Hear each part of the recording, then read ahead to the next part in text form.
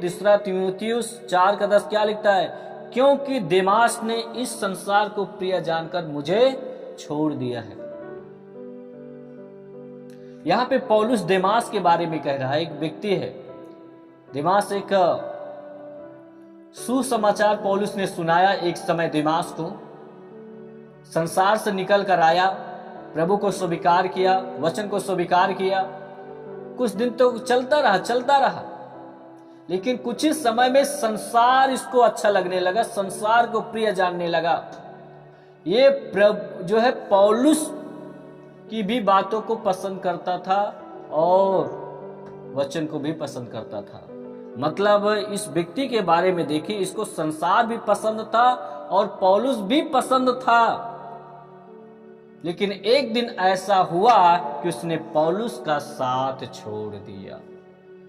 जी हां, आज यही होता है मेरे प्रिय मेरे भाई बहन। आज ऐसे भी लोग हैं जो अपने चर्च के साथ सेवा करते, पास्टर के साथ रहते हैं, वो सेवा करते हैं, वॉलेंटियर हैं, सेवक। बहुत सारे लोग अपने चर्च में सेवा करने वाले लोग हैं।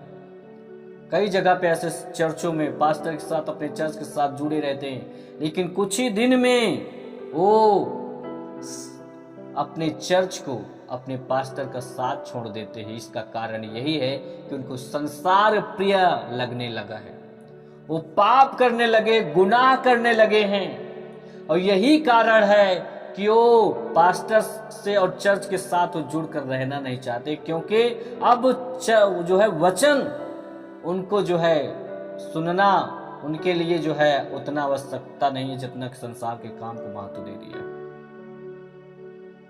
आज यही होता है, लगे तो रहते, लेकिन कुछ ही समय में बहुत सारे लोगों को देखा जाता है, बोलते हैं कि भैया मुझे प्रार्थना करने में मन नहीं लगता है, वचन को सुनने में मन नहीं लगता है, संगति में आने में मन नहीं लगता है। उनका मन संसार के कामों में लग गया है। कई ऐसे नौजवान बेटे और बेटियां घंटों मोबाइल पे बातें करते रहते हैं, उनका मन लग गया पाप में, विचार में, गुनाह में। तो कहां लगेगा उनका चर्च में मन, कहां लगेगा पास्टर की बातों को सुनने के लिए, कहां उनका ऑनलाइन मीटिंग जुड़ने के लिए उनको टाइम है? उस टाइम में तो दूसरे से बात करने को टाइम है कि वो समय है। तो मेरी बात को याद रख लेना मेरे प्रिय, आप अपने कीमती समय को आप गवा रहे हो। जो हाथ से निकल जाएगा वापस नहीं आएगा, याद रख लीजिएगा। यह अनुग्रह का समय परमेश्वर ने दिया है, यह आपको टाइम दिया, समय दिया है। क्या आप अपने टाइम को, जो बेस्ट टाइम है, समय है, वो परमेश्वर को दीजिए, परमेश्वर को महिमा दीजिए। फालतू के काम में अपने समय को आप मत व्यतीत करिए। इसने इस संसार को प्रिय जानकर छोड़ दिया। आज यही होता है, एक पाप करने वाला, एक गुनाह करने वाला, संसार की आवाजें उसको अच्छे लगने लगी है। बहुत सारे नौजवान बेटे बेटियां, औरतों की, लड़कियों की, लड़कों की आवाज को सुनना पसंद करने लगे हैं। और यही कारण कि प्रभु के वचन को सुनना उनको पसंद नहीं है, इसलिए उनकी जिंदगी नाश की ओर जा रही है, अंत की ओर जा रही है। इस बात को याद रख लीजिएगा। इसने छोड़ दिया, आज यही कारण होता है। एक पाप करने वाला, एक गुनाह करने वाला अपने चर्च, अपने पास्टर का साथ छोड़ देते हैं। उनको कोई फर्क नहीं पड़ता है चर्च के लोग कैसे, पास्टर कैसे हैं। उनके साथ में संगति, उनके साथ में जुड़ना, उनके साथ में चलना, उनसे सलाह लेना, उनसे सीखना, उनसे कोई मतलब नहीं है। वो टोटल संसारिक हो चुका है। वो नाम का भी मैंने बताया कि प्रेज द लॉर्ड, जय मसीह बोल देना ही आप विश्वासी नहीं बन जाते हो। मात्र बोलने से नहीं, आपकी इच्छाएं, आपका बातें बदलाव होना चाहिए। ये बहुत जरूरी है मेरे प्रिय मेरे भाई बहन। इस चीज को आप जानिए। अगर उसका 10 पद को देखेंगे तो यहां पे क्या लिखा हुआ है? परंतु पौलुस उतर कर उससे लिपट गया और गले लगाकर कहा घबराओ नहीं, क्योंकि उसका प्राण उसी में है। आमीन आप बोल सकते हैं? जी हाँ, हालेलुया हालेलुया। जब यह नौजवान तीसरी मंजिल पर से गिरा तो पौलुस लोगों से कहा घबराओ नहीं, वो जिंदा है, उसका प्राण उसी में है। और पौलुस लिपट जाता है, यहां पर लिखा है लिपट जाता, घबराओ नहीं, वह जिंदा है। और सचमुच में यीशु मसीह मुर्दों को जिंदा करने वाला परमेश्वर है। सचमुच वह बीमारों को चंगा करने वाला परमेश्वर है, उस सारी समस्या का समाधान करने वाला परमेश्वर है। आमीन आप बोल सकते हैं? यह आदमी जिंदा हो गया, ये ठीक हो गया, जीवित बच गया। इसने फैसला किया होगा कि आइंदा अब मैं आज के बाद खिड़की पर नहीं बैठूंगा। जी हाँ, कहने का मतलब इसने फैसला किया होगा, अब मैं बाहर और अंदर इन दोनों का मजा नहीं, सिर्फ एक ही का, मैं प्रभु की बातों को सुनूंगा, संसार की बातों को नहीं। आज आपके सामने चुनाव है, संसार की तरफ एक तरफ आवाजें हैं, एक तरफ प्रभु की आवाजें हैं। आप जिसको प्रिय लगे आप चुन लीजिए। अगर प्रभु की आवाजें आप सुन रहे तो आप आशीषित व्यक्ति कहलाए जाओगे। संसार की बातें आप सुनोगे बड़े प्रिय, तो आप जान सकते हो कि क्या हो सकता है। ये संसार की बातों को सुना, संसार की आवाजों को सुना और गिरा और मर गया है, इसका नुकसान हुआ। शायद प्रभु के दास ना होता तो ये हमेशा के लिए खत्म हो जाता। मेरे प्रिय मेरे भाई बहन, इस बात को आपको सुनना है, इस बात को आपको जानना है। इसने फैसला किया होगा, आइंदा मैं आज के बाद अब खिड़की पर नहीं बैठूंगा, सिर्फ मैं प्रभु की बातों को सुनूंगा।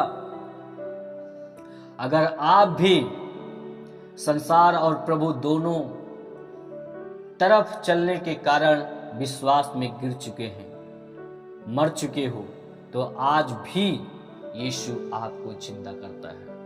आपको भी प्रभु जीवित करना चाहता है, आपको भी प्रभु आज उठाना चाहता है। यदि आज भी आपने कहीं न कहीं आप गिर गए हो, कहीं न कहीं प्रार्थना में मन नहीं लगता, वचन को सुनने में मन नहीं लगता है, आप गिर चुके हो, तो अभी भी आपके पास मौका, अभी भी आपके पास टाइम है कि आप मन को फिराकर वापस आ जाओ प्रभु के पास। सब कुछ प्रभु सारी परिस्थितियों को सही कर देगा। आपकी मरी हुई परिस्थितियों को प्रभु जिंदा कर देगा, आपके मरे हुए सपनों को प्रभु साकार कर देगा यीशु मसीह के सामर्थ्य नाम में। आमीन आप बोल सकते हैं? जी हाँ, हालेलुया। प्रभु के नाम की स्तुति हो, प्रभु के नाम की महिमा हो। वो जिंदा करने वाला परमेश्वर है। यस यस, अगर आप खिड़की पर बैठे हो, दोनों तरफ का मजा ले रहे हो, अभी तक गिरे नहीं हो, तो मैं कहना चाहूंगा आपसे, एक सलाह यही देना चाहूंगा, आप एक साइड हो जाइए। अगर आप एक साइड नहीं होते हो तो निश्चय है कि आप गिरोगे। जब आप गिरोगे तो फिर आपको कोई उठाने वाला नहीं होगा। अगर आज अभी दोनों तरफ का संसार की भी आवाजें सुन रहे हो, प्रभु की आवाजें सुन रहे हैं, अभी तक गिरे नहीं हो, तो याद रख लीजिएगा, साइड हो जाइए, नहीं तो निश्चय कि आप गिरोगे और मरोगे। प्रभु इस बात को कहता, मन फिरा लो या तो फिर नाश हो जाओ, मन फिराओ या फिर नाश हो जाओ। प्रभु जीवन देना चाहता, प्रभु बचाना चाहता हर एक लोगों को। प्रभु के वचन में वापस आ जाओ।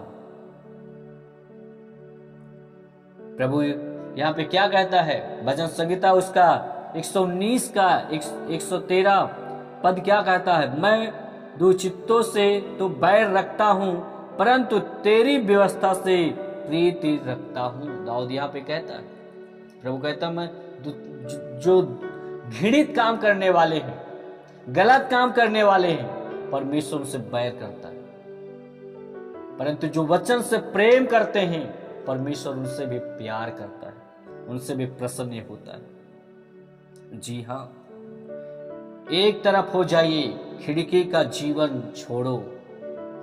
अगर आपने छोड़ दिया तो उस पर दोबारा बैठने की कोशिश ना करें, नहीं तो आप गिरोगे मेरे बड़े भाई बहन। खिड़की के जीवन को यदि आपने छोड़ दिया है, मतलब संसार की आवाजें और प्रभु की आवाजें जो सुन रहे थे अभी तक, तो संसार की आवाजें यदि आपने छोड़ दिया है, अब मात्र प्रभु की आवाजें सुन रहे हो, तो उसी की आवाजें सुनो, नहीं तो आप गिरोगे मेरे भाई बहन। इस बात को आपको समझना है। खिड़की का जीवन को आपने छोड़ दिया तो उस पर बैठने की कोशिश न करो। वो नौजवान व्यक्ति ने जब जीवित हुआ, उसके जीवन में जब घटनाएं घटी, तो उसने फैसला लिया होगा कि आइंदा मैं आज के बाद अब खिड़की के पास नहीं बैठूंगा। आपके जीवन में घटनाएं घट चुके हैं, कहीं न कहीं आपके जीवन में समस्या आ चुकी है, प्रभु इसमें से आपको बाहर निकाल रहा है। आप फैसला लीजिए कि अब मैं संसार की आवाजों को नहीं सुनूंगा, पाप में गुनाह में जिंदगी को नहीं जीऊंगा, मैं प्रभु के साथ में जीऊंगा।